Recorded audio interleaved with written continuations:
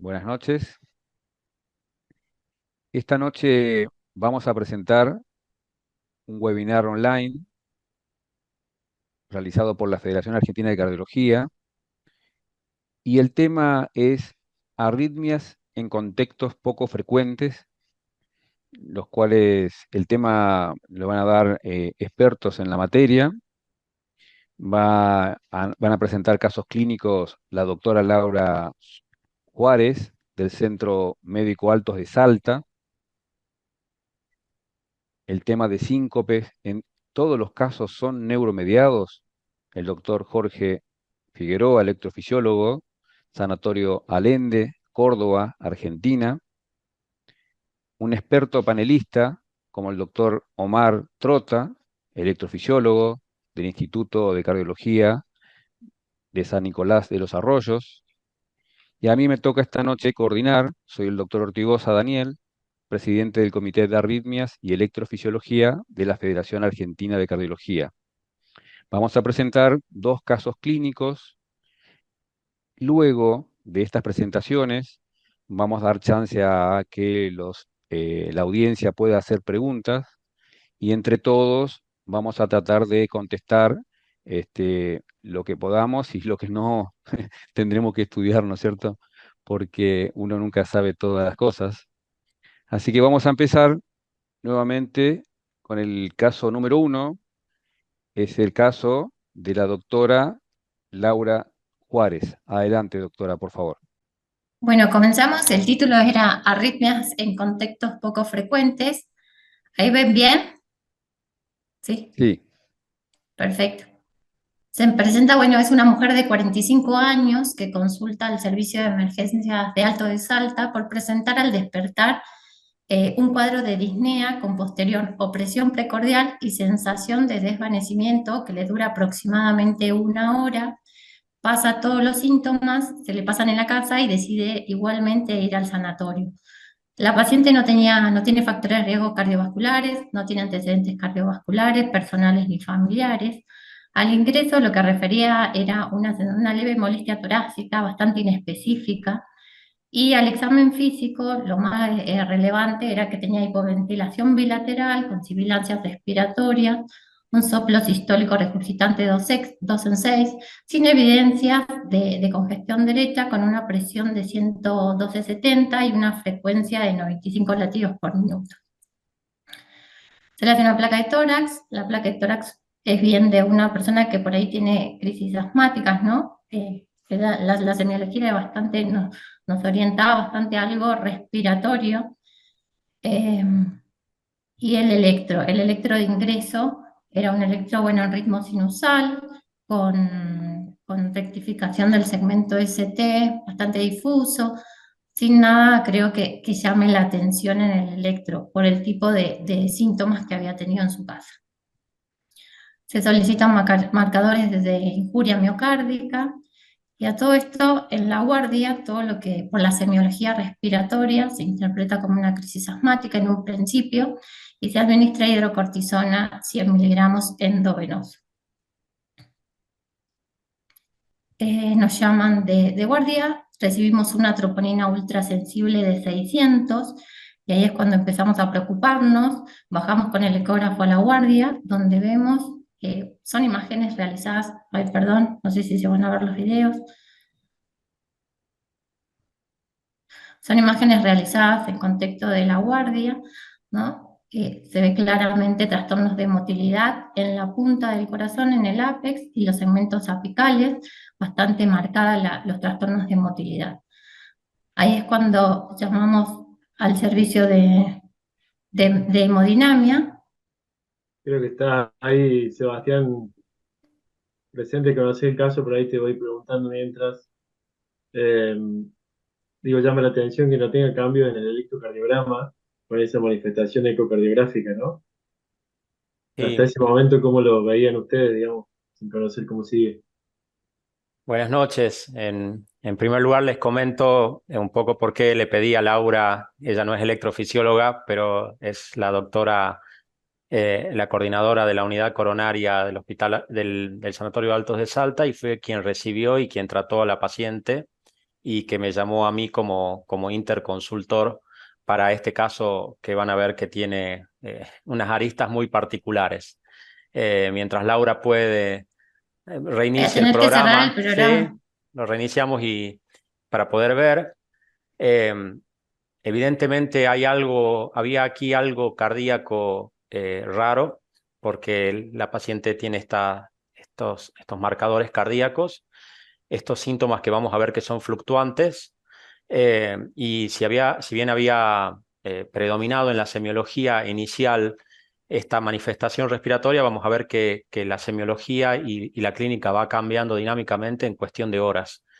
Laura estuvo con la paciente todo ese día, por eso lo conoce de primera mano y me parecía que era la persona apropiada para contarla. Yo voy a hacer referencia a los hallazgos que tenemos después vinculados a los trastornos del ritmo. Claro, con lo que tenemos ya, Sebastián, buenas noches. Con Buenas lo que noches, Daniel. tenemos, ¿cómo estás? En el eco, lo poco que se ve una hipoquinesia global. Por lo poco que se ve, los pocos segundos que he visto. O sea, tenemos un electro normal con una hipoquinesia global y una placa de tórax patológica con enzimas ultrasensibles de daño miocárdico. Ese sería Así el es. caso, por ahora, ¿no? Laura, en el Bueno, contexto de una paciente que consulta por disnea y un dolor torácico inespecífico.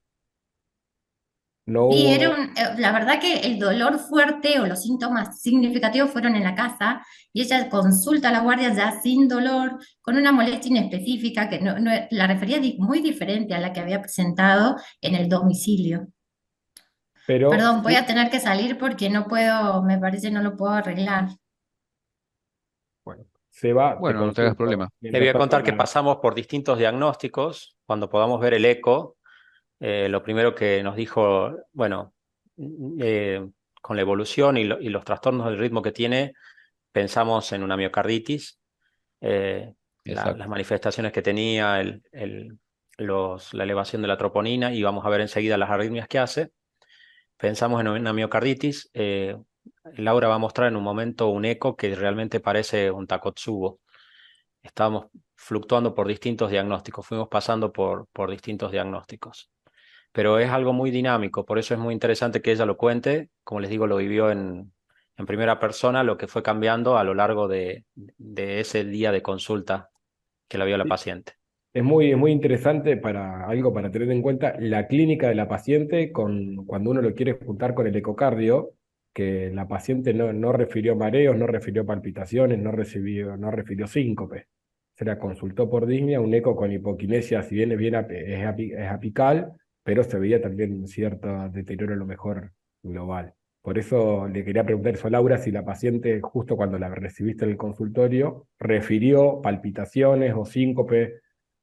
No, lo único que Porque refirió era, esa llamaba la atención la semiología respiratoria, ¿no? Con muchas bien, sibilancias, con mucho atrapamiento aéreo, como hipoventilación, digamos, bilateral, mucho componente respiratorio con posterior angor y una sensación de desvanecimiento, pero ella te refería que nunca perdió la conciencia, no tenía palpitaciones, digamos, era solamente eso. Lo que más le preocupaba, si bien el dolor era intenso, era lo previo, que ella ya sabía que venía algo con la sensación de disnea, ¿no? Muy marcada que tenía.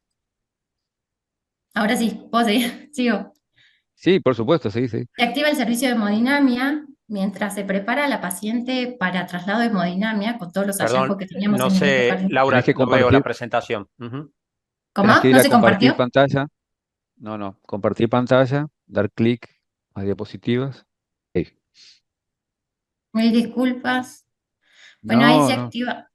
se activa el servicio de hemodinamia mientras se prepara a la paciente para llevar a hemodinamia, presenta nuevamente los mismos síntomas, disnea con posterior angor, con evidencia en monitor de taquicardia ventricular con posterior fibrilación ventricular, por lo que ahí se realiza desfibrilación exitosa. Eso, digamos, esos registros fueron, la verdad que con el monitor de la guardia no tenemos registros, pero bueno, sale de ese tipo de la arritmia y pasa a la sala de hemodinamia. En la sala de hemodinamia lo que se constata es que las lesiones, arterias coronarias sin lesiones significativas, solamente tenía una pequeña placa en coronaria derecha, no significativa, no se observaba puente muscular, y lo que comenta el hemodinamista, porque siempre ellos te comentan si las arterias por ahí eran más, tenían vasoespasmos, si eran reactivas. La verdad que el hemodinamista nos comentó de que no vio nada relacionado a algún espasmo arterial. Pasa, desde después de la sala de hemodinamia, pasa a UTI, de nuevo a terapia intensiva, en donde presenta mismo cuadro, disnea, con bastante semiología respiratoria, seguida de ANCOR y evidencia en el monitor de estos sucesos que voy a mostrar ahora que pasaron en la telemetría, ¿no? No sé, Seba, si querés coordinar un poco estos registros que son bastante interesantes. Bueno, yo vi a la paciente al día siguiente y discutimos estos registros de telemetría. Perdón, lo que quiero aclarar es que fueron todo esto el mismo día, ¿no? Las primeras horas de la paciente del ingreso a guardia. Y con Laura en todo el momento con la paciente, o sea, es en primera persona toda esta vivencia y esta sucesión de eventos. Y de este sanatorio me llaman a mí como interconsultor porque se interpretó que la paciente estaba haciendo episodios de taquicardia ventricular sostenido. Había en los casos anteriores, como habíamos comentado, se había registrado por monitor, se había interpretado como una taquicardia ventricular, degeneración en fibrilación ventricular, cardioversión eléctrica. Y tenemos aquí el primer registro que podemos tener de esta posible arritmia. Y digo posible arritmias porque cuando nos pusimos a analizar, nos pusimos a opinar sobre este registro, creo que en la próxima diapositiva hay un registro único un poco ampliado, o bueno, se dividió, pero no me queda claro si realmente estamos ante una taquicardia ventricular o ante cambios electrocardiográficos de un QRS, porque por momentos, como si fuera algún tipo de aberrancia, porque nosotros podíamos identificar por momentos en el registro como la presencia de una onda P. Por supuesto, todo este análisis lo hicimos en gran medida con el diario de mañana, porque seguimos teniendo información que nos permitieron reinterpretar este registro. A mis compañeros, amigos electrofisiólogos, no sé qué les parece este registro electrocardiográfico. Hay un efecto de ensanchamiento progresivo del QRS, que eso iba un poco en contra de una taquicardia ventricular y, como les decía, por momentos parecía tener una onda P presidiendo a los QRS. Es un registro de mala calidad, por supuesto, es un monitoreo, no vamos a pretender poder hacer un análisis profundo, pero bueno, me gustaría la opinión de ustedes. En los trazados que se pueden observar abajo, en el de la izquierda, por lo que puedo llegar a distinguir, es una frecuencia aproximadamente 150 latidos minuto, un QRS que es ancho, no puedo decir bien la magnitud. Me podría, por lo que se ve en los trazados de arriba, parecería que hay una S mellada en un momento. Yo te podría decir que es una imagen de rama derecha, me podría llegar a decir, pero todo esto es muy ficticio porque estamos hablando de un monitor, solamente de una tira de monitor. Está a 150 latidos por minuto. No sé bien cómo estaba, no recuerdo el electro sinusal para ver si hay cambio de eje o no, pero podría ser un aleteo auricular con conducción aberrante de rama derecha, te podría llegar a decir, para pensar en algunas cosas igual. En el contexto clínico, también sería, si lo tengo que juntar con el cateterismo y con el eco, es como que me dan ganas de preguntarle algunas cosas a Laura, porque por la edad de la paciente, por la clínica de la paciente, por el resultado del cateterismo, uno piensa en en los espasmos, en las arritmias por espasmos, y igual me llama la atención que para pensar en un espasmo a lo mejor que no se haya visto haciendo ergonovina o acetilcolina en el cateterismo algún vasoespasmo. No se hizo, ¿no? Fue un cateterismo de guardia, no estaba No, planificado. por eso pensando y evaluando, viendo todo juntos, si tengo que ver solo el trazado, y yo mejor te digo que es un aleteo con aberrancia. Te doy Lo que mi estamos de acuerdo opinión, Seba, que es una arritmia sostenida, ¿no? Es una arritmia Totalmente. sostenida, descompensante, QRS ancho, No se puede ver onda P disociada, no, es muy difícil ver, o sea, si es taquicardia. Yo me inclino por el aleteo porque la frecuencia es una frecuencia fija, regular, y me inclino por un aleteo yo, pero bueno, es un monitor, ¿no? Por supuesto que si Yo, descompensa se choca, eso no se discute. yo viendo Estamos el hablando monitor después de que ya tengo, fue chocada, Por sí. eso, esto es hablar después, Sí, Jorge. sí, Jorge. perdón, no, digo que viendo el monitor, digamos, conclusiones que uno puede sacar electrocardiográficas, creo que la frecuencia está un poquito más lenta que 150. Yo le veo viendo el trazado de abajo a la derecha Ajá. y cada cuadradito corresponde a 200 milisegundos. Yo creo que ahí estamos más cerca de 120, te diría. Es importante eso por el diagnóstico diferencial del neteo que estamos hablando, ¿no? Pero yo creo que está un poquito más lenta. Eh, Creo que sería raro en una paciente que no tiene enfermedad tipo fibrosis que haga una taquicardia ventricular monomorfa sostenida como estamos viendo acá, lo cual me iría un poco en contra de que esto sea una TB. No le veo ondas P o ondas F como para jugarme claramente, aunque podría haber alguna muesquita. El trazado de la izquierda se ve contando el tercer latido desde la derecha hacia la izquierda, podría haber una muesquita previo, pero difícil decirlo. Y por ahí, si tenés monitoreo acá y la estabas monitorizando, si esto lo tenía permanentemente todo el tiempo, probablemente estaba en una taquicardia de QRS ancho que podría haber sido aberrancia, No, porque, acá tenemos que el QRS era angosto, bueno, fíjate ahí la pero frecuencia cardíaca es casi exactamente la misma que la de QRS ancho. Eso va a favor un poco de la aberrancia que yo opino que es, y creo que se va también. Así es. Eh, Probablemente taquicardia sinusal, por lo mal que le estaba pasando a los pacientes y haciendo aberrancia de conducción, Ustedes favorecida vean, vean porque cómo progresivamente se ensancha el QRS. Todos análisis posteriores. La paciente se descompensa en este momento, la paciente fue cardiovertida, se interpretó como una taquicardia ventricular, lo mismo que yo habría hecho cuando veo esto en el monitor, pero cuando vamos a analizar nos damos con que la frecuencia no cambia significativamente. El QRS, si ustedes ven de izquierda a derecha, esto es continuo, esto es un registro continuo. Progresivamente va ensanchando el QRS esta paciente, ¿sí? Y eso es lo que nos hizo pensar que quizás no era una taquicardia ventricular, sino algún tipo de aberrancia. Creo que la próxima ayuda un poquito, la próxima imagen. sí, sigo. Después de este evento, se realiza un nuevo ecocardiograma que muestra deterioro severo de la función sistólica del ventrículo izquierdo.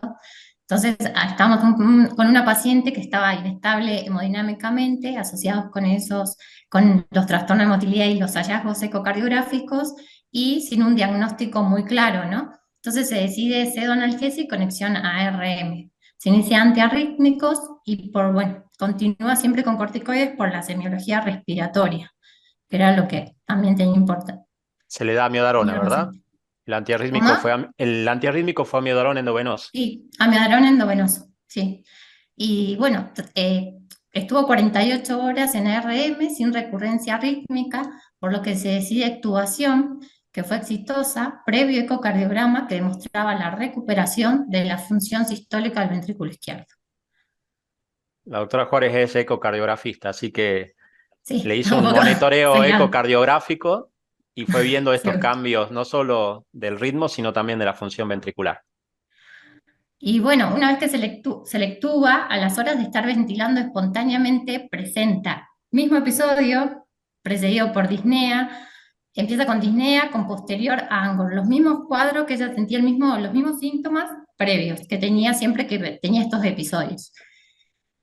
Y ahí sí, lo que tenemos, ¿no? Es un electro que marca una injuria subepicárdica de toda la cara anterolateral, ¿no? Esto nos habla ya de algo más vasoespástico, eh, algo A más ver, isquémico, ¿no? Entonces ahí confirmamos la sospecha de vasoespasmo, por lo que se inicia tratamiento con bloqueantes cálcicos. ahí le decía a Laura, yo esperaba este electrocardiograma porque hasta ahora no habíamos logrado el electro que nosotros esperamos si pensamos en vasoespasmo en un paciente que tiene coronarias normales, Angor, y bueno, sospecho vasoespasmo, yo espero encontrar este electrocardiograma de un suprasnivel.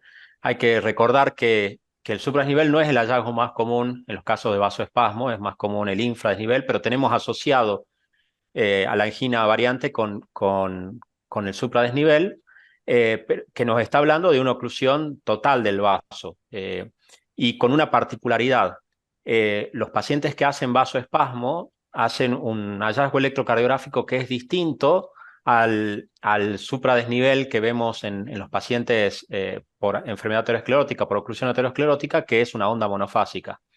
Yo les decía que con el diario de mañana reinterpretamos el registro del monitor y lo que estábamos viendo en el monitor posiblemente era una onda monofásica, un hallazgo bastante característico de los momentos iniciales de un fenómeno vasoespástico.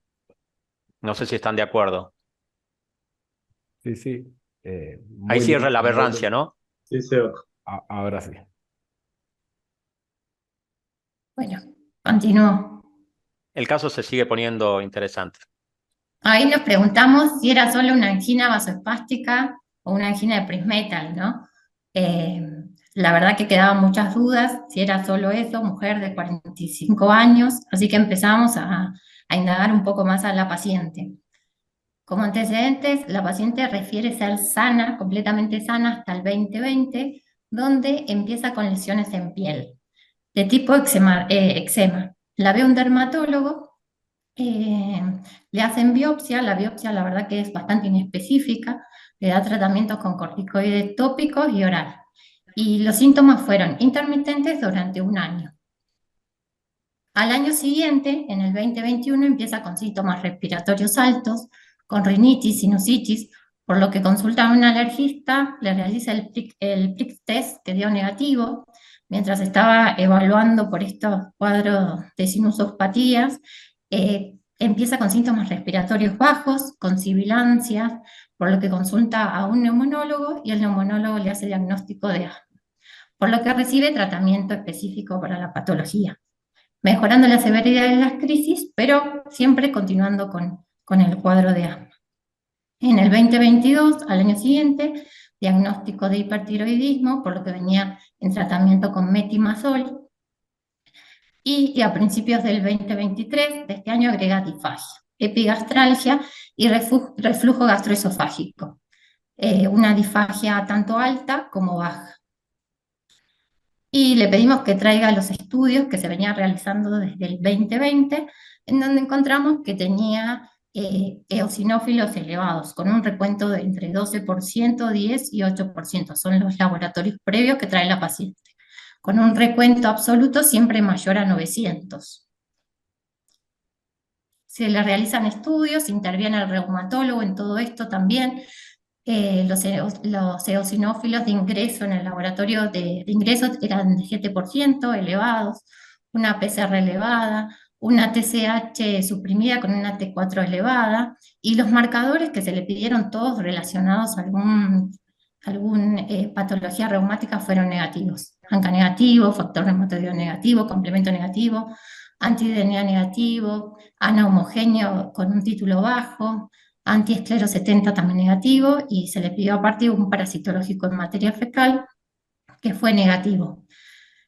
Se le realizó pantomografías a la paciente, los hallazgos de la pantomografía, y por ahí lo más significativo fue que tenía ganglios mediastinales en rango no adenomegálicos, tenía una sinusopatía con pólipos nasales, senos abolidos, un esófago bastante engrosado, que se lo ve ahí, no sé si llegan a ver, junto con esos hallazgos ya lo habíamos evaluado en el eco de ingreso retroauricular, que se ve también el esófago aumentado. Entonces, bueno, acá empezamos a pensar todos los diagnósticos. Era una persona sana hasta el 2020, hasta los 43 años, que comienza con una sinusopatía, asma, agregando difagia y por último agregando vasoespasmo. Todo esto en un contexto de una eosinofilia, ¿no?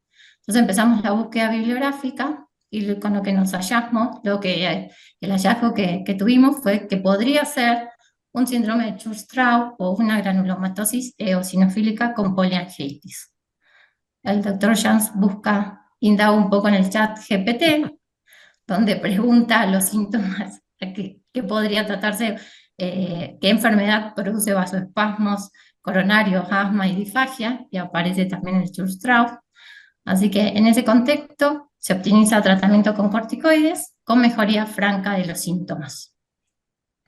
Hasta aquí veníamos con una discusión intentando unir cabos, ¿no? Haciendo una búsqueda tradicional, ante lo cual era un intercambio en el WhatsApp, ante lo cual un amigo y colega, el doctor Tomás Muselli, nos trae un artículo que juntaba varios de los cabos que presentaba la paciente, que era este diagnóstico del síndrome de Church-Strauss, que seguro todos lo han escuchado nombrar, pero seguro todos han olvidado en la etapa antigua de nuestra medicina clínica. Yo simplemente, como curiosidad, ya teniendo el diagnóstico, le hice la pregunta a ChatGPT. Era el momento en que se disparaba toda esta moda de la inteligencia artificial hace unas cuantas semanas, entonces le puse qué enfermedad y me dice, bueno, no, yo no soy médico, pero la que une esas características es el síndrome de Church-Strauss, así que simplemente como curiosidad de que estamos en riesgo en nuestra profesión a ser suplantados prontamente. Podés seguir, Laura, con la historia.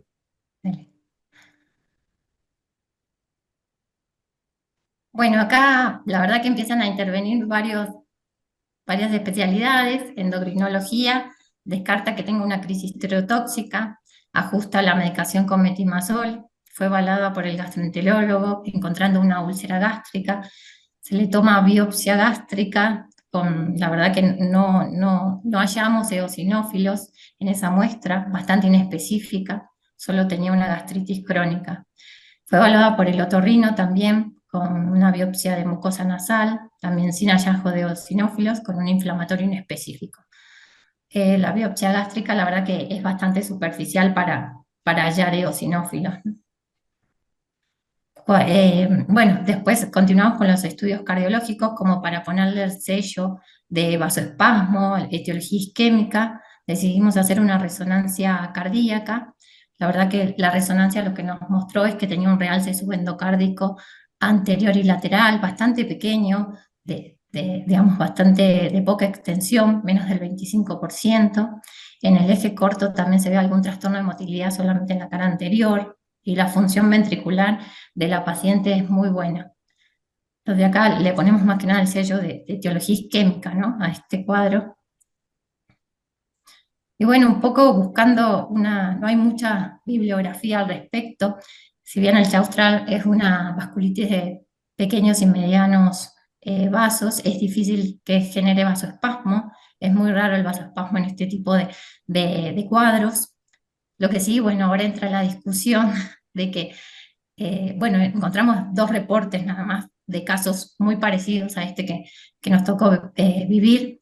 Y lo importante de esto es que lo que encontramos en los 2 casos es que el paciente con vasoespasmo coronario y eosinofilia tiene un riesgo muy alto de recurrencia de los síntomas cardiológicos, inclusive la muerte. Y a pesar del tratamiento con bloqueantes cálcicos y nitratos, a diferencia de un cuadro de una angina de prismetal común, que el pronóstico es muy bueno con bloqueantes cálcicos y nitritos. Entonces acá entra la pregunta de cómo seguimos con la paciente, ¿no? Si hay que hacer algo más, prevenir muerte súbita. Bueno, nosotros en conjunto con todo el equipo multidisciplinario decidimos que lo más conveniente sería colocarle un CDI a la paciente como prevención secundaria a muerte súbita. También era algo que queríamos compartir con ustedes porque es una decisión. Tenemos el concepto de que el cardiodesfibrilador se coloca ante una arritmia. Sí, yo mostré el registro que tenemos donde no hay una taquicardia ventricular, pero la paciente se descompensó y sí llega a fibrilación ventricular. Eso ocurrió en la guardia, se descompensa y la chocan. O sea, efectivamente tuvo una arritmia ventricular con una muerte súbita reanimada. Pero tenemos el concepto de que el implante de un cardiodesfibrilador debe descartar las etiologías reversibles, los procesos que podemos curar. Y entonces nuestra duda era, ¿pueden el tratamiento inmunosupresor de esta enfermedad reumática prevenir la muerte súbita en esta paciente? La verdad es que no lo tenemos claro. nos ayudó y nos inclinó un poquito la balanza que este vasoespasmo llegó a ser fibrosis, llegó a dejar secuela miocárdica. Nuestra búsqueda bibliográfica también nos dijo eso, no podemos garantizar. Se habla de una indicación 2B en casos de muerte súbita vinculada a vasoespasmo, la indicación de un cardiodesfibrilador, y esa fue nuestra decisión. También nos gustaría conocer la opinión de ustedes. En mi caso, Sebastián, mira, creo que también hubiese hecho lo mismo. Como sabemos, los vasospasmos generalmente pueden ser de grandes vasos o de los vasos epicárdicos, y si estos vasospasmos tienden a inducir extrasístole y taquicardia ventricular polimórfica y FV, si bien hay muy pocos casos, pero en los pocos casos que hay, por lo que yo tengo así registro, se implantó el CDI también, se implantó. Yo lo vi implantado porque aparte, tal cual como dijiste, en la resonancia se vio que hay fibrosis, es decir, es poca, pero hay. Esos vasospasmos dejaron una secuela y si hubo una taquicardia ventricular, fibrilación ventricular constatada, eh, yo creo que también colocaría el CDI. Creo, Seba, que es muy difícil no ponérselo. Si nos ponemos en muy estrictos, es correcto el análisis que hiciste vos, aunque desconozco sobre la patología, de cuál es la posibilidad de que con un buen tratamiento con corticoides no vuelva a hacer una crisis aguda y que vuelva a repetir lo mismo. Pero es muy difícil no ponérselo, como vos decís, esta mujer joven que entró prácticamente con episodio casi de parada cardíaca, ¿no? Entrando por la guardia. Nadie te puede decir que hiciste mal y probablemente todos lo hubiéramos hecho. Bueno, nosotros en la búsqueda bibliográfica encontramos 2 reportes casos iguales que la verdad que terminaron también en implante de CDI. Misma edad y mismo cuadro, ¿no? Te deja más tranquilo. A mí también. Igual, decisión difícil. A mí me hubiese gustado, Seba, preguntarle qué dijo el chat en este momento de inteligencia artificial. No le preguntamos, deberíamos haberlo consultado con el poderoso chat. Bueno, y como último, la paciente, nadie le quiere sacar los corticoides, así que sigue con corticoides la paciente, no está inmunosuprimida igual, porque no tenemos el diagnóstico todavía confirmado. Es altamente sospechoso el diagnóstico, pero no está confirmado. Así que la paciente se encuentra en plan de realizarse una ecoendoscopía con toma biopsia de capas más profundas del esófago para definir tratamiento inmunosupresor. Laura, te pregunto, ¿y desde que se colocó el CDI, el cardiodefibrilador, hasta ahora? Sí, Yo la no controlé. volvió a tener episodios. Eso es lo que te iba a preguntar. ¿Tuvimos algún evento? ¿Qué es lo que No. pasó? No, la verdad que está con corticoides todavía a altas dosis, como les mencioné, y la verdad que no volvió a tener episodios. Inclusive mejoró la disfagia, mejoró el asma. La verdad que está muy bien la paciente. Bueno, mejor que siga así que no los tenga. Sí.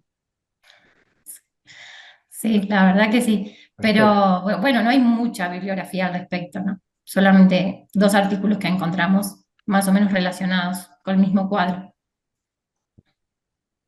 Porque si bien la Muy buen caso. vasculitis, digamos, el Chaustrauch que afecta más, no genera tanto vasoespasmo. Es muy poca el porcentaje que puede generar el vasoespasmo. Generalmente lo que genera es algún tipo de miocarditis, ¿no? O inflamación pericárdica. Pero no hay muchos reportes de vasoespasmo. Doctora Laura, la tengo que felicitar. Excelente la presentación del caso. Es difícil la decisión. Creo que se tomó una decisión buena. Todos haríamos lo mismo. Vamos a pasar, por favor, al segundo caso que va a presentar el doctor Jorge Figueroa. Muchas gracias, doctora Laura. No, gracias a Excelente. Muchas ustedes. gracias, Muchas Sebastián. gracias.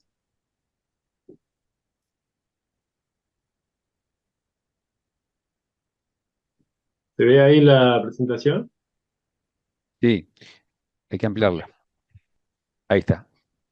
Bueno, para concluir la jornada vamos a presentar un caso de síncope, con la pregunta de si son todos neuromediados, dado que es lo más frecuente que vemos. Les voy a contar un caso de un chico de 23 años que viene luego de 2 años, acude a la consulta de cardiología. En esos 2 años viene tratado por convulsiones, seguido por el servicio de neurología, con un tratamiento actual con leve tiracetam de 500 miligramos día en los últimos 4 meses. Como antecedentes alérgico a los antiinflamatorios, no tiene hábitos tóxicos conocidos, ni cirugías, ni antecedentes heredofamiliares de importancia. En esos 2 años que le cuento, de síncope versus convulsiones, esto es lo que sabíamos del servicio de neurología, lo que él nos cuenta cuando venía en la consulta. Se le hicieron estudios electroencefalograma y resonancias normales entre el 2017 y el 2019. Los síntomas que él había referido al neurólogo, que están documentados en la historia clínica, son sudoración, visión borrosa y pérdida de conocimiento, y seguido de convulsiones tónico-clónicas, sin pérdida de control de esfínteres, de hasta 30 segundos de duración, con recuperación ad íntegrum. Eso es lo que estaba descrito en la historia clínica. Al principio era uno cada 4 meses, y en las últimas semanas estaba teniendo 1 a 2 episodios por semana. Había aumentado claramente la frecuencia sincopal. Había probado con distintos anticonvulsivantes, como ven aquí abajo, y el último incluso había tenido que bajar la dosis porque le generaba intolerancia. Ahí cuando la situación clínica no mejoraba, recién ahí es derivado para una interconsulta a cardiología, con la pregunta de si estos son cuadros de epilepsia o son cuadros sincopales. Y ahí lo veo yo por primera vez en 2019, en donde paso a repasar un poco el interrogatorio, también aprovechando de que compartimos la sesión con cardiólogos clínicos y con residentes, incluso que he visto en la sesión, en lo cual tener claro que el interrogatorio y el examen físico del síncope casi que son el 90% del diagnóstico. Y en esta primera aproximación, cuando reinterrogué al paciente, bueno, sus síncopes eran con prodromos típicos de sensación de calor, sudoración, visión borrosa. No siempre se sincopaba, pero la mayoría de las veces llegaba al síncope. Tenía restitución ad íntegrum en todos los episodios, se recuperaba como si no hubiera pasado nada. Se daba en diferentes situaciones, o sea, no era situacional, no era conviccional, no era por un dolor. Tenía distintas situaciones que lo desencadenaban. Y era recurrente, con aumento de frecuencia en las últimas semanas, como les contaba. A veces había tenido traumatismo de cráneo y en algunas veces había tenido movimientos tónico-clónicos. O sea que esto de los movimientos tónico-clónicos no fue siempre, ¿no? Con esos datos ya el tema convulsiones a mí ya me hacía un poco de ruido, y reinterrogando, intentando sacar más datos especiales, comenta que tenía ciertas molestias en el cuello, principalmente del lado derecho, y que uno de los episodios, manejando el vehículo en la autopista desde Córdoba a Carlos Paz, que son 30 kilómetros, al girar hacia la derecha para darse vuelta para atrás, tuvo una sensación como de desvanecimiento que no llegó a sincoparse, pero lo asustó mucho. Entonces ese dato también me pareció muy importante del interrogatorio, ¿no? Cuando lo examino, bueno, índice de masa normal, el sistema neurológico examen normal, sistema cardiovascular también normal, con tensión y frecuencia cardíaca de pie acostado normales sin modificaciones. Pero bueno, por supuesto el paciente había comentado que tenía dolor del cuello. Vamos a palpar el cuello, y se le palpa una masa en la región cervical lateral derecha. A la descripción que puede hacer un electrofisiólogo, diríamos que era una masa pequeña, de unos 2 centímetros aproximadamente. Le molestaba a la palpación, se desplazaba en sentido horizontal. A la ocultación no tenía soplos, como dije arriba. Entonces, bueno, ahí lo que me pregunto, y dejo abierto una primera pregunta para ustedes, con la palpación de una masa cervical derecha que no sopla en este paciente, si bien tenemos algunas sospechas clínicas ya, la pregunta dentro del examen físico es si alguno de ustedes haría masaje del seno carotídeo ahí en consultorio, o no lo harían y esperarían estudios primero. Porque yo, bueno, Ajá. interesante, el masaje del seno carotidio siempre es interesante porque la respuesta puede ser muy diversa, desde una respuesta cardioinhibitora bastante compleja, como puede ser que no pase nada. Yo trato el masaje seno carotidio no hacerlo en consultorio, generalmente de hacerlo en una guardia si es posible, o con o con un monitor, no hacerlo en el consultorio en sí por el riesgo, bueno, de que el paciente se descompense cuando es positivo, siempre teniendo en cuenta que la respuesta al masaje es muy variable. No sé Entonces, Además la de no pregunta tener que yo un... haría, perdón, la pregunta que, digamos, ¿por qué hacer masaje carotídeo en un nódulo en el cuello, digamos? Nosotros porque somos cardiólogos, electrofisiólogos, ¿no es cierto? Pero, digamos, uno no tiende a hacer un masaje de seno carotídeo a un nódulo en el cuello. Pide un eco de partes blandas, Ujú. porque va a pensar en un ganglio, divertículo de Merkel o algo, y si eso late o algo, bueno, ahí veremos, ¿no? ¿Qué puede ser? Pero no haríamos de entrada, yo por lo menos no. No, igual Jorge, muy importante lo que él dijo, que el paciente al girar la cabeza hacia la derecha tuvo Sí, un episodio de inestabilidad, si bien iba manejando, no.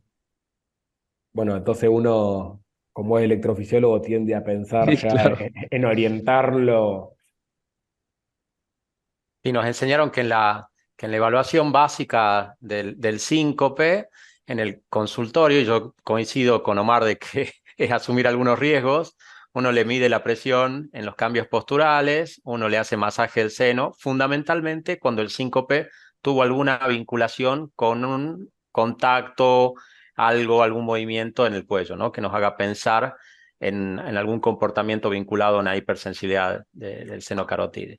Eso es lo que entiendo que por lo cual lo plantea Jorge, pero ahora uno toca algo raro ahí y no se anima a tocarlo para hacer un Igual, masaje. Yo no me el animo. que, el que hizo el eco de vasos de cuello, lo debe, al comprimir, lo debe haber pasado muy bien, a ese eco de vasos de cuello. Bueno, yo la verdad que no me lo pensé tanto como ustedes ahí en consultorio,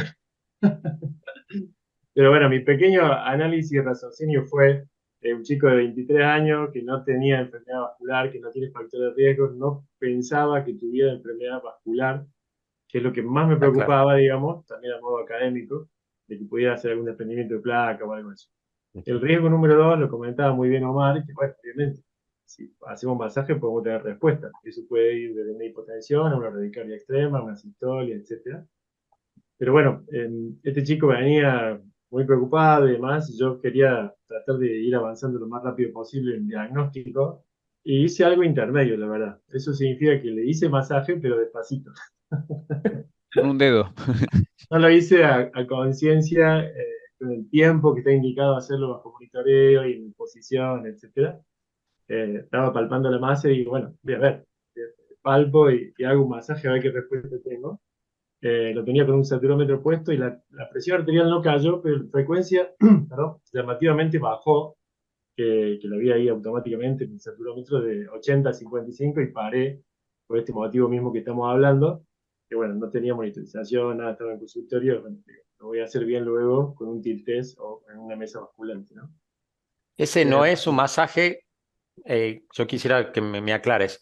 Vos no hiciste un masaje carotídeo, sino de la masa. de la masa, exactamente, Ujú. que estaba en región claramente Cercanía. carotidia, debajo del Ujú. ángulo, sí, estaba en esa región, pero bueno, y no fue un masaje en cuánto tiempo, que hay que hacerlo durante 10 segundos, bilateral, repetirlo dos veces, bueno, no fue a conciencia, fue algo simple porque estaba ahí y quería ver la respuesta. Después lo hago y se lo muestro. Bueno, estudios de rutina inicialmente, ya traía el paciente incluso un análisis de sangre que es normal, un electrocardiograma que no me detengo, pero el electrocardiograma también normal, sin ninguna alteración, y estudios de rutina cardiológicos con radiografía, ergometría, eco, todo absolutamente normal, que era un poco lo que sospechaba. Eh, con ese diagnóstico, digamos, de síncope versus convulsiones y como, con el interrogatorio que hablamos y como hallazgo de esa masa cervical derecha, nos planteamos si hacemos estudios anatómicos o estudios funcionales para saber a qué se debe esa masa, ¿no? Y nos planteamos hacerle un ecodoppler carotidio. A continuación, siguiendo la secuencia, se hizo una angiotac y a continuación, siguiendo la secuencia, se hicieron estudios funcionales. La sospecha era de un tumor en la región carotidia que pudiera estar produciendo estos cuadros de sensibilidad del seno, ya sea por compresión principalmente, ¿no? En la ecografía se vio efectivamente una lesión nodular de bifurcación carotidia de casi 3 centímetros, vascularizada, compatible con un glomus. Confirmado esto por la angiotomografía, es objetiva de dicha lesión, que rodea en 360 grados a ambas carótidas, carótida interna y carótida externa, evocando glomus carotídeo. Y se hizo un análisis de detección de metanefrinas plasmáticas y urinarias, que fue negativo, por lo tanto hasta ahí hablábamos de una masa nodular compatible con glomus no secretante, es un tumor no secretante, localizado en la región del seno carótido. Esta es la imagen que se vio por la angiotomografía. Acá podemos ver la carótida primitiva, y acá está todo abrazada la carótida interna y la carótida externa derecha, que se ven libres del lado izquierdo, ¿no? Este era nuestro diagnóstico de síncope neuromediado relacionado a hipersensibilidad del seno carótido por el glomus. Lo que descartábamos con eso sería síncope vasovagal, y creíamos que no teníamos evidencia de convulsiones dado la historia que venimos comentando. Le hicimos un holter a continuación para ver si logramos, porque bueno, nuestro gran desafío era tratar de poder documentar o demostrar que este glomus es el que estaba produciendo los síncopes del paciente. Entonces le hicimos un holter que mostró esta frecuencia sinusal con una media de 84, y nos demostró hasta 8 pausas de casi 5 segundos, la más larga, la que les muestro acá, con el paciente durmiendo. El día del holter no tuvo síntomas, a pesar de estas pausas, y tuvo algunas de estas pausas incluso diurnas. Y le hicimos la monitorización, que todavía no fue un tilt test como tal, sino más bien una monitorización de presión y electrocardiograma en una sala de tilt test, en donde ahí sí hicimos un masaje ya a conciencia del glomus derecho, y se vio una caída de la presión arterial de 120 a 70, y el paciente estaba con una taquicardia de casi 120 latidos por minuto, pero el masaje rápidamente caía a 70 latidos por minuto. En ese caso lo hicimos con la residente, yo no estaba presente, y cuando se hizo, bueno, cuando vieron esto, que se le bajó la presión, que tenía síntomas y demás, automáticamente le soltaron, no se cumplieron incluso los 10 segundos, pero probablemente podría haber llegado a pausa o a sistolia, a pausa ventricular, ¿no? Entonces, bueno, teníamos el diagnóstico del glomus, descartamos tumores en otras regiones mediante tomografía tóraco-abdominal, y descartamos que sea un tumor secretor mediante análisis. Y bueno, surgió la pregunta: ¿y ahora qué hacemos con este paciente, no? Un tumor con síncopes recurrentes que no estamos logrando respuesta con tratamiento de medidas generales, que ya se le habían recomendado, por supuesto, le habíamos prohibido manejar y lo demás por el evento que había tenido. Pero bueno, ¿qué haríamos con ese glomus? No sé si quieren hacer algún comentario, más allá que por ahí no estamos todos muy en el tema de glomus, pero si quieren hacer algún comentario hasta acá, antes de pasar a la terapéutica. Romy, te puedo hacer una pregunta Sí, por ahora, supuesto. porque como dijiste, esto se escapa completamente a lo que hago normalmente. Cirujano de cabeza y cuello, Estaba involucrado ya en este momento, cuando pedimos la TAC tóraco-abdominal, y cuando pedimos ya después del ecodoppler carotidio, ya lo involucré, cirujano de cabeza y cuello, en la toma de decisiones de los pasos diagnósticos y terapéuticos. Y esto que hicimos acá fue un poco previo a eso, digamos, a evaluar qué hacíamos con la masa. Yo me pregunto la vinculación del glomus con esas pausas en el holter. A uno le llama la atención. Esperaría uno por qué ocurren, por qué ocurre de noche, qué será compresión en alguna postura. Mi pensamiento fue ese, de que quizás que con alguna posición, alguna postura de noche, que no hay forma de saberlo, comprimía y hacía las pausas estas nocturnas. No había otros signos de vagotonía en el holter. No, no fíjate teníamos que eso. Las frecuencias eran buenas frecuencias. la frecuencia cardíaca mínima puede ser que haya sido 20, Sí, pero Sí, seguramente medida ahí en los momentos de por las eso pausas medida en el es... momento de la pausa, ¿no? exactamente. Con Ah, esas medias por la pausa. bien. Bueno, entonces discutimos el caso, básicamente lo discutimos entre el servicio de cardiología y el servicio de ORL, de cirugía de cabeza y cuello, para ver qué conducta tomábamos. Y bueno, ellos nos sugirieron y lo que creíamos, teníamos que hacer algo porque este chico se estaba sincopando 2 o 3 veces por semana, o sea, no lo podíamos dejar que estaba. Y era pasible de abordaje de tratamiento quirúrgico. Para el tratamiento quirúrgico, un poco revisando y repasando, lo que se sugiere es un abordaje mixto, es decir, primero se hace un intento de reducción de la vascularización del tumor, y eso se hace mediante una angiografía. Se hace una angiografía de vasos intra y extracraneales. En la izquierda está la angiografía ya selectiva. Él tenía irrigación por una arteria, una rama de la carótida externa que se llama faríngea ascendente, y acá se ve claramente la vascularización del globo. Esta angiografía se hace, como dije, con el motivo de embolizar el, el glomus para reducir la vasculatura al momento de la cirugía, porque es muy sangrante, muy vascularizado, y los cirujanos están tratando ahí al lado de las carótidas, que pues necesitan cierta precisión para moverse ahí. También reduce un poco el tamaño, pero eso cuando le damos más tiempo de la embolización. Y bueno, lo que uno se plantea también, y que si bien lo pongo acá arriba, es con eso que hacía y la gran manipulación que le iban a estar haciendo el glomus, si a la cirugía la hacemos con marcapaso transitorio o no. Eh, Fue lo que nos planteamos y bueno, le pusimos también un marcapaso transitorio previo a la cirugía. Entonces se hizo embolización química con Sponstan, que se llama, que son microgránulos, que se ve la diferencia de glomus de aquí a la izquierda pre-embolización y a la derecha post-embolización. Pasó a la terapia intensiva durante 24 horas con el marcapaso transitorio y al día siguiente fue sometido a cirugía. Se hace la cirugía y aquí se ve la masa.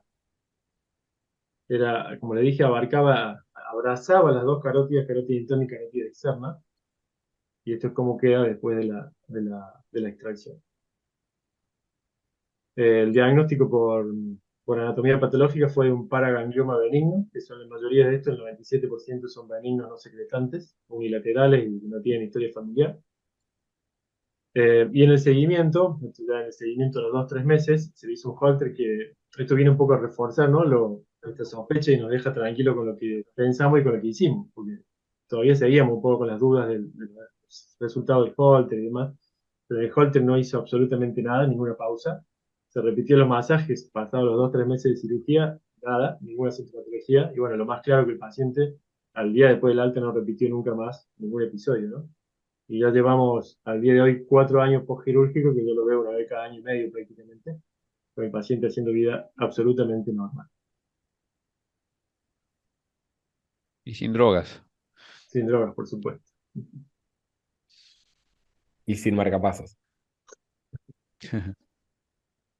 Bueno, nada, pues yo creo que para resaltar del caso, más allá de las imágenes por ahí del glomo, que siempre intento hacer lo mismo cuando hablamos de síncope, la importancia de un buen interrogatorio, de un interrogatorio dirigido, de un examen físico, y que eso llega casi al 90% de los diagnósticos en los síncopes. Bueno, luego, por supuesto, que las imágenes y demás nos van ayudando a orientarnos y a poner el nombre y apellido a las patologías, pero el mensaje que debe quedar que el interrogatorio y el examen físico, fíjense que un paciente que ha pasado 2 años tratado por convulsiones, con episodios de repetición cada vez más frecuentes, aprobado con 3 drogas, eh, nada, es para hacernos abrir un poco los ojos de interrogar al paciente correctamente, ¿no? Me Jorge, recuerda quiero... un caso que Opa. quería comentar. ¿Cómo, perdón? Que me recuerda, yo tuve un caso de una colega, una neumonóloga, que empezó ya de grande a tener episodios que parecían vasovagales, pero cada vez que tenía una deglución de un bolo grande, de un alimento grande, le hice un TIL test que fue positivo, y después empezó a tener mayor dificultad para la deglución y terminó siendo un tumor del cabo. En ese caso se trató el tumor, creo que fue quimioterápico, y nunca más volvió a tener síncope. Evidentemente el efecto de masa a ese nivel le disparaba un efecto vasovagal, un efecto vagotónico. Quiero dar un mensaje también muy interesante porque cuando leemos las guías de síncope o cuando leemos las guías de estimulación, siempre se dice que bradicardia sintomática se trata. ¿Mm? Bueno, el masaje seno-carotídeo con pausas mayores de 3 segundos sintomáticas o 6 asintomáticas, episodios muy frecuentes. Siempre la guía remarca a su vez arriba de los 40 años, pero es en muy buen caso porque también hay otra cosa que dice la guía, es que hay que tratar cuando la causa no es reversible. Y en este caso tenemos un paciente de 23 años, si no recuerdo, con episodios sincopales, con muchas pausas, y que si a lo mejor el paciente hubiese tenido 70 años, la respuesta hubiese sido otra, muchas veces otra, que es la del implante de un dispositivo con una indicación clase 1, pero al sacar el tumor el paciente dejó de tener síncopes, entonces eso nos hace que la indicación del marcapasos pase a ser, no te digo 3, pero no Sí, te sí, digo estar contraindicado, pero No siempre el síncope o una pausa se trata con un marcapaso, sino muchas veces también podemos solucionarlo de otra manera y sin el implante de un dispositivo. Sí, y de la mano de lo que vos comentas, Omar, respondiendo a la pregunta ahí de uno de los participantes, incluso siendo menor de 40 años, por ahí hasta podría haber sido evaluado para lo que se llama la cardioneuroablación, ¿no? Que es una nueva Totalmente. estrategia terapéutica, principalmente indicada en estos síncopes de repetición, cardioinhibitorios, en gente joven menor de 40 años, que uno es un poco reticente al marcapaso, ¿no? Estos tumores son de crecimiento muy lento. Por ahí, si fuera muy chico y el paciente no refiere dolor y no me hubiera contado lo de la lateralización del cuello, se nos podría haber pasado y podría haber terminado, como vos decís, con una cardioneuroablación o con un marcapasos. O sea Teniendo en que, cuenta que los cables de los marcapasos, teniendo 23 años, en 30 años son los cables rotos, entonces hay que pensar qué dispositivo elegir y se pudo resolver sin el marcapaso. Muy buen caso, Jorge, también. Está participando el doctor Daniel Ortega y nos felicita a todos por la presentación de los casos, por la prolijidad. Saludos para Daniel, que es una eminencia.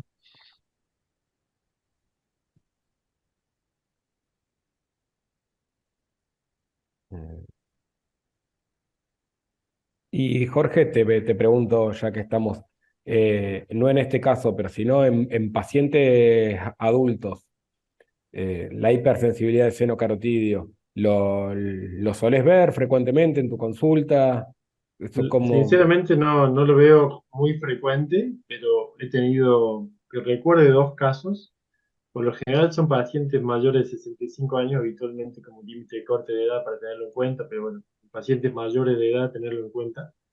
Y también el interrogatorio, como hablábamos, es importante. O sea, los pacientes que te cuentan, esto está demostrado, digamos, cuando se ajustan la corbata, cuando giran el cuello, cuando se afeitan, suelen tener algún tipo de movimiento desencadenante que les origine el síncope. Pero también en estos casos hay que demostrarlo, hay que demostrar de que eso es lo que le está produciendo el desmayo y eso se hace en el TIL test. Yo le llamo TIL test en realidad para hacer la monitorización, ¿no? del masaje del seno carotídeo, que debe ser monitorizado, como vos bien decías, con, con trazado electrocardiográfico, con tensiómetro, en una sala que tenga recuperación y demás. O sea que tenés que tener la sospecha clínica y tenés que demostrarlo con el masaje. mira, Pero hay. hace un mes atrás, vos sabés que fue acá donde yo trabajo un paciente por dolor precordial, todo normal, y se va de alta. Cuando llega a la esquina del hospital, gira la cabeza y se desmaya. Entonces lo ingresan a unidad coronaria, todo normal, y el médico le hace el masaje del seno en la terapia y hizo asistolia. Está. Y directamente, bueno, justo le tuve que poner un marcapasos y bueno, hoy lo controlé y me dice, doctor, me estimula poco.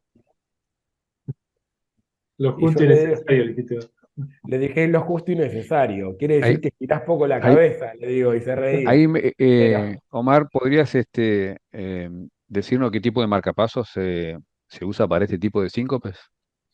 mirá, todos los estudios que hay relacionados con esto, lo que se trata de poner es un marcapaso, un DDD, para mantener la sincronía auriculoventricular. Lo que pasa que esto es de la guía del 2021. Igual hay Claro. dispositivos nuevos y hay varias cosas a tener en cuenta, porque en el caso de que el paciente sea más joven y no lo use o lo use muy poco, hay que tener en cuenta también la duración de los cables y demás. ¿Mm? En Eso, general se usan pero marcapasos que generalmente, tienen respuesta rápida a la caída de frecuencia, o exactamente. sea, son bicamerales con respuesta rápida a la caída de frecuencia para este tipo Exactamente. de síncopes. Sí, sí, esos son distintas programaciones que están los dispositivos, sí, sí. O de loop Claro, claro. cerrado para... Exactamente. Y nada, No, Pregunte, la verdad pregunte. que excelente, le excelente, iba a excelente. preguntar Y algo una a Sebastián. pregunta, felicitaciones, se ven muchas felicitaciones. La verdad que muy completo todo, aprendí muchísimo. La verdad, muy buenas exposiciones de todos. No sé si alguien quiere hacer una pregunta para el panel de expertos. Damos unos segundos a ver si aparece alguna pregunta. Y si no, daríamos por cerrado esta sesión de webinar del Consejo del Comité de Arritmias y Electrofisiología de la Federación Argentina de Cardiología.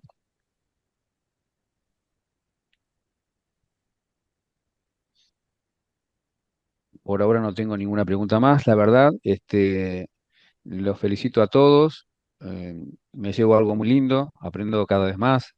Estoy acompañado de grandes expertos. Los felicito. Ojalá la audiencia también los haya aprovechado como lo aproveché yo. Un abrazo grande para todos y damos por cerrado, ¿le parece la sesión? Perfecto. Muchas gracias, Gracias Daniel. por la invitación. Saludos. Gracias, gracias Sebastián, Gracias por la Omar, invitación. Jorge, Laura, Y Laura, a Jorge felicitaciones, Cetifac. excelente. Muy lindo caso, Excelente. Sebastián y Laura, sí. Sí, va también. Chao, Gracias. Jorge. Un abrazo Mm. muy grande. Perfecto. Hasta Chao, hasta luego. luego. Adiós. Hasta luego, hasta luego. Chao, chao.